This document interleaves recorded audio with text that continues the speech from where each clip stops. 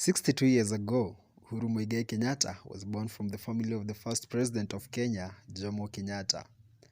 Hardly had the little boy known, decades later, he would walk in the same footsteps as his fathers, not only as the protector and leader of his family, but also of his country. I therefore declare Uhuru Kenyatta the duly elected president of the Republic of Kenya. President Uhuru's political journey has been very brief comparing him to his biggest rival, Raila Odinga, who's been fighting in politics for over 4 decades. Uhuru started off his politics as KANU's chairman of his hometown in Gatondo in the year 1997. This was after receiving a big note from the former president of Kenya, Daniel Arap Moi. The same year, a general election was held. Uhuru contested the Gatondo South constituency seat but failed miserably, losing to Moses Muhia.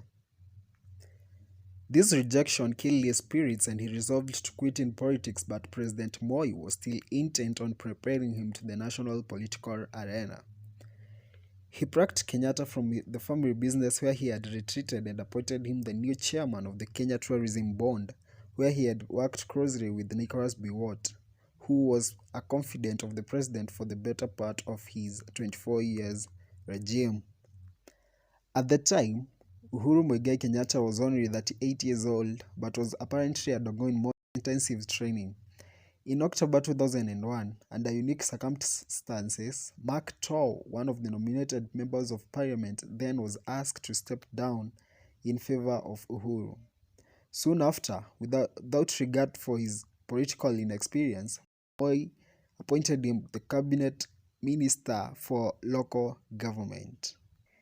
Later, the young Uhuru was made big in political national scene after he was elected as one of the 4 national vice chairmen of KANU, a place formerly owned by Raila Odinga, despite him being an infant in politics. However, President Moi was to pay a heavy price for ensuring Uhuru became KANU's presidential seat bearer. Odinga led several other party figures whose ambitions had been killed, resigning to form another party with several other parties, including Moi Kibaki's peer and new to form a force against KANU and its flag bearer. Uhuru was defeated, ending the 24 years of a KANU reign.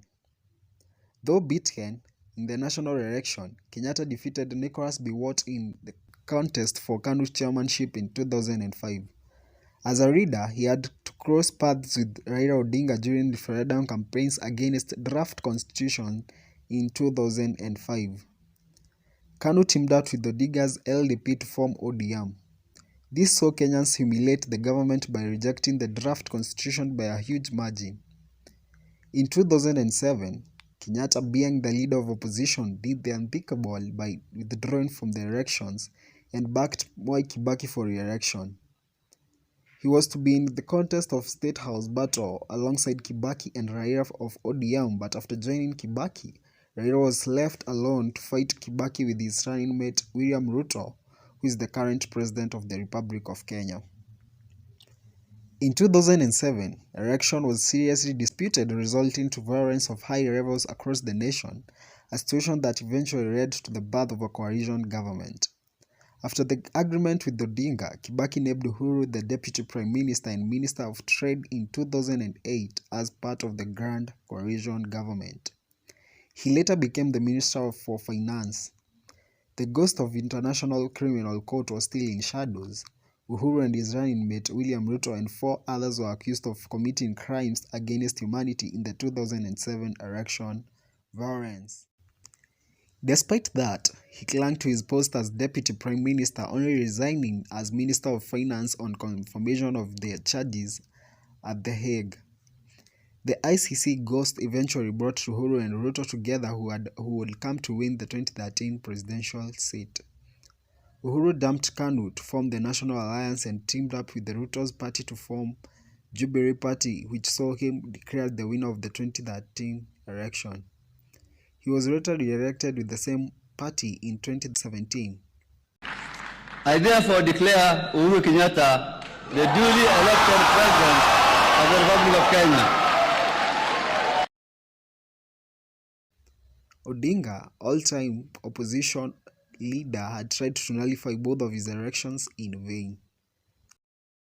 Uhuru Muigai Kenyatta ended his 10 years reign in 2022, leaving his deputy Ruto to take over.